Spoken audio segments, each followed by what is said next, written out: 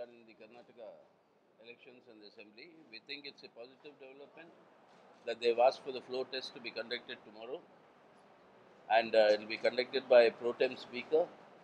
And the floor test, we hope, will be conducted in an orderly fashion, and a proper test is done, and not through any other mechanism like voice vote or working out. A proper floor test is done. That is in the interest of Indian democracy, and that is something that has to be established. We are glad that the effort by the BJP to try and indulge in horse trading by seeking a time of 15 days that the Honorable Governor of Karnataka had given, that the court has found as irregular, and they've asked for this speedy establishment of the majority on the floor. And this is a positive development, and we hope everything goes on orderly tomorrow. And our appeal to all the parties is that in a democracy, things will have to be tested on the basis of a majority, and let that be tested in the newly elected Assembly of Karnataka. That is our first point as far as these elections are concerned. But as far as the situation in the country is concerned, we think that this Karnataka episode once again demonstrates the onslaught against parliamentary democracy and parliamentary institutions by this current BJP Modi-led government in the centre. Every institution of our parliamentary democracy is under siege. Parliament itself is not functioning properly. Never in the history of Parliament we have heard a no confidence motion moved by more than the required number is not taken up for discussion. Never have we seen a finance bill being passed which smuggles in various other legislation. And this is like including major changes in political funding, including changes in laws with retrospective effect, like the Foreign Contribution Regulation Act, so that the major parties, the BJP and the Congress, are beneficiaries of foreign funding to their parties in the past.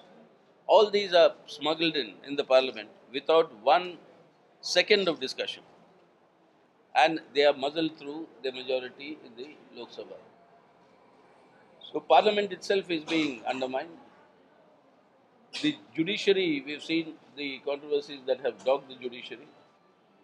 We are seeing the other institutions that are coming under question marks, like some decisions of the Election Commission, the CAG, the institutions like the CBI, the Enforcement Department, the IB, Information Bureau, all these functioning directly with a very suspicious political objective in mind.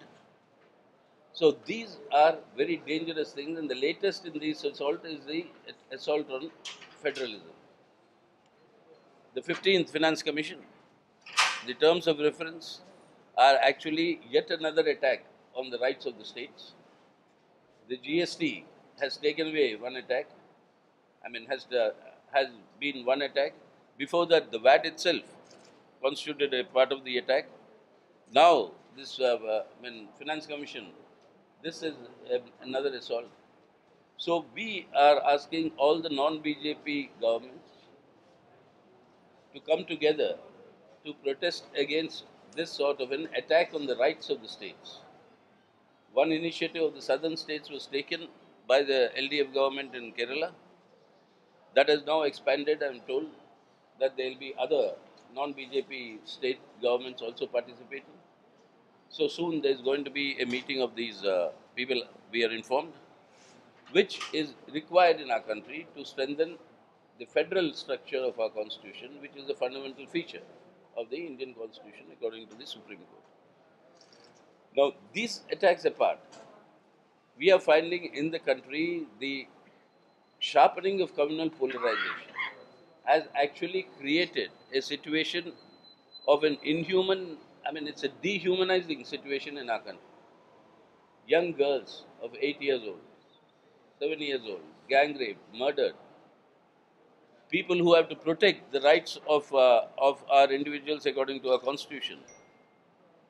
A section of them are actually rising in support of the criminals. Like it happened in the Kathua case when the lawyers rose in defense of those who committed the crime. So this sort of a thing is happening because of this sharpening of communal polarization that is taking place under this regime. And this is actually grievously uh, injuring our country's unity and integrity. So on the one hand, you have economic burdens on the people growing. I don't know what is the price of petrol in Chennai, but it is the highest in our life that we have ever seen in Delhi, in other parts of the country. And when the international prices were falling, Indian prices were rising. Demonetization, GST, on this price hike, and then the agony of the Indian farmer, the Annadata, as it's called. The number of suicides are increasing under this Modi government. The Modi government promised to give 1.5 times the production cost as the minimum support price. Now it has gone to the Supreme Court and said that is not possible. They had promised to give 2 crore additional jobs for our youth every year. Now they go to the Supreme Court and say that is not possible. So all these burdens on the people are mounting. Communal polarization is accelerating. Your attack on institutions of parliamentary democracy and democracy are deepening. So overall the situation is the time has come for the people in our country to rally together to oust this government in defense of India and our people. So that is the main call that the CPM has given. We, along with other secular democratic forces, will join together in launching people's protests. And that process is on. Big struggles are taking place. They'll be more intensified in the coming days in order to protect the interests of the people and the unity, integrity of our country. This, in a nutshell, is what I want to tell you. One thing that old man raised.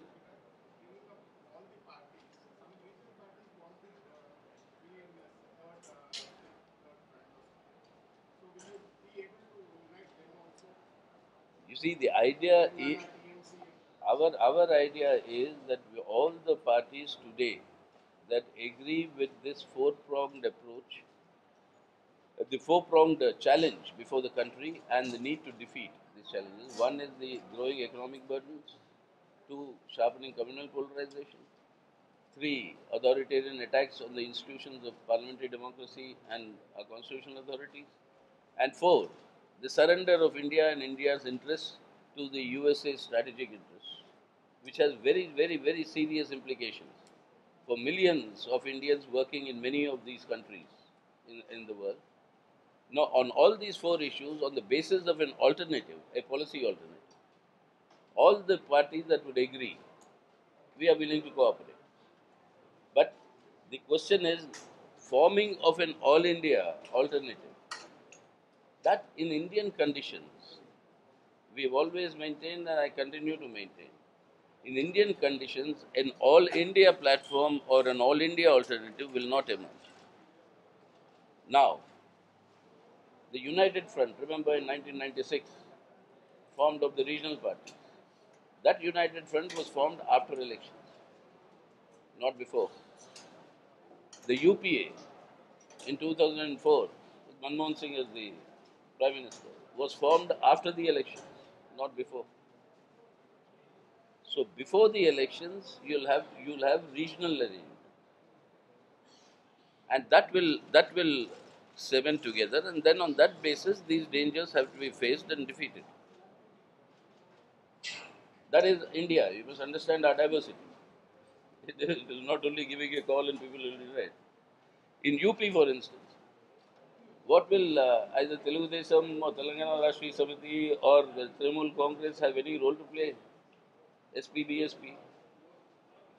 In BJP, in Bihar, it will be RJD plus the other forces there. So, understand India has got regional specificities. There's been a people protest, you said that. And have you started to gather all the parties together? And is there any time frame for that? The people's protests are already going on.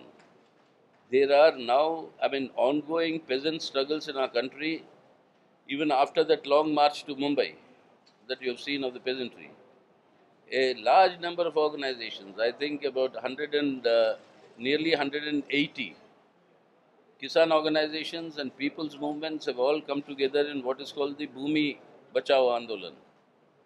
And they are conducting these struggles all over. The struggles are already going on. Many of the working class sections, like the scheme workers, the Anganwadi, they are on the street in many parts of the country. The CPM is going to take to the front level to make all the parties, non-BJP parties, to get unite to go for an or go for an united thing. You see, no party in our country can take that sort of a role saying, I will unite the others. You will have to, in these specific states, specific regions, work out who are the people, on the basis of whom an alternative policy direction can be given.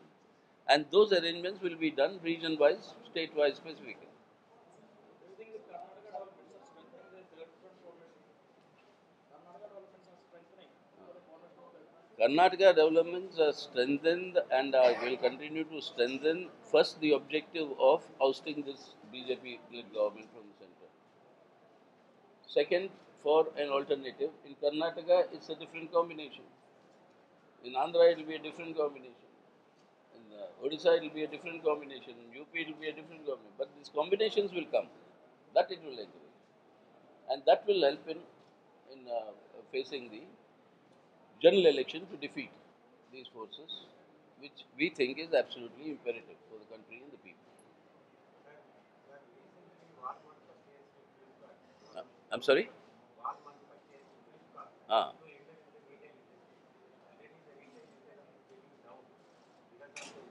yes.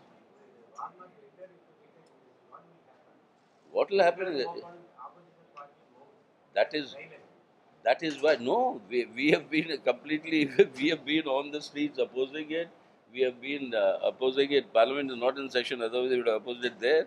We have said that this is not only a backdoor entry, but this is directly facilitating foreign takeover of India's retail trade. Retail trade in India today employs, as an underestimate, at least 4 crore people directly.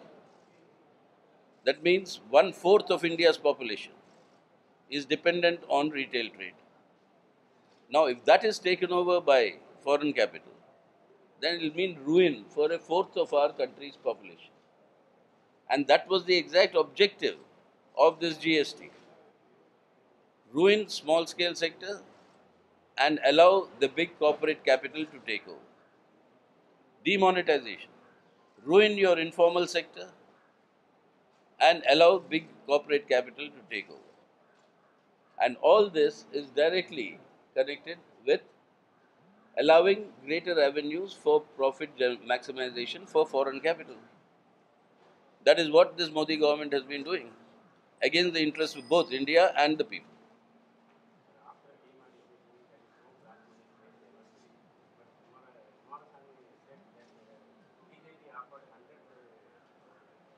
Crores.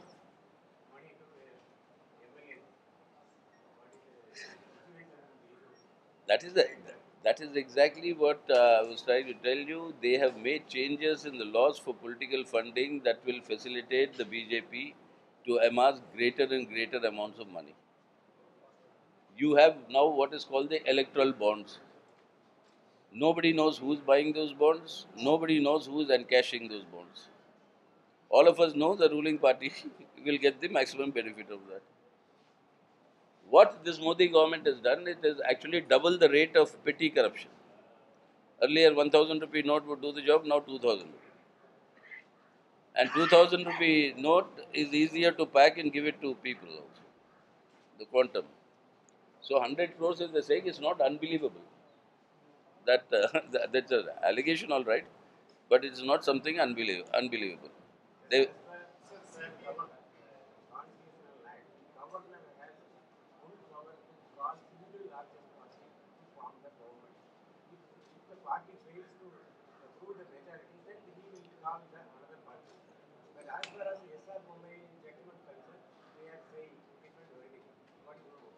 This is not a hard and fast rule of calling the single largest party. There are innumerable precedents from the President of India to various governors.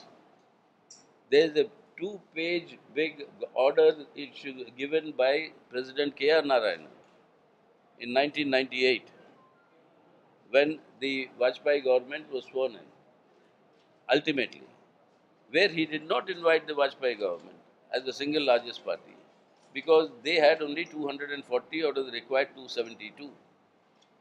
He waited till the other, he could satisfy himself that they have a majority and then call them.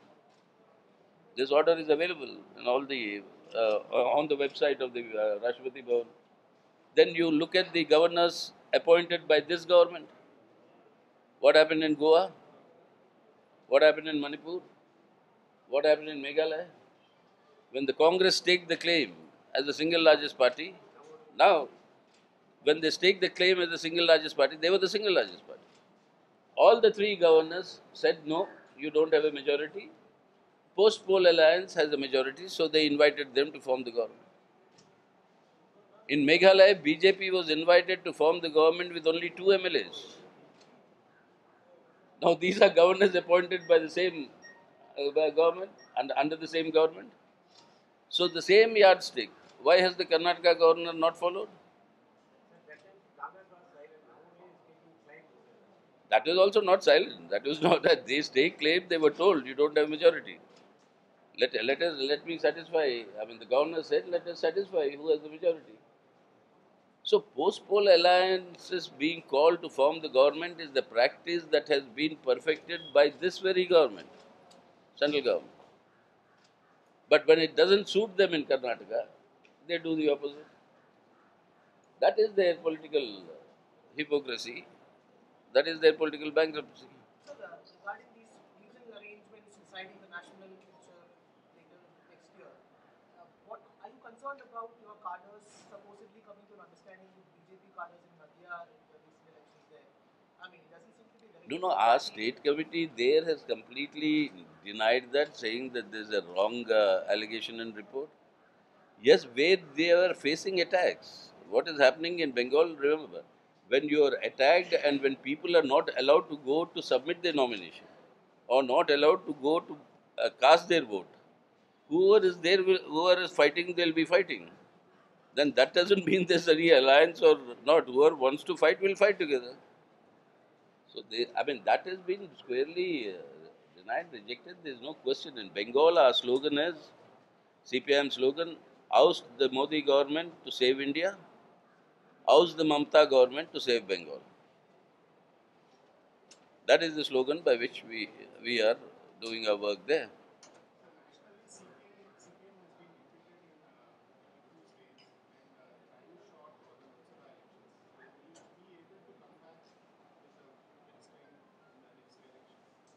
Well, we are trying, but there is a lot of, you please understand, there is a large amount of physical attacks on it.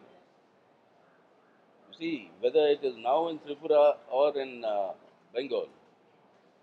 In Bengal, the politics is between Trinamool Congress and the BJP acting in tandem. Both are indulging in communal polarization, which suits both of them.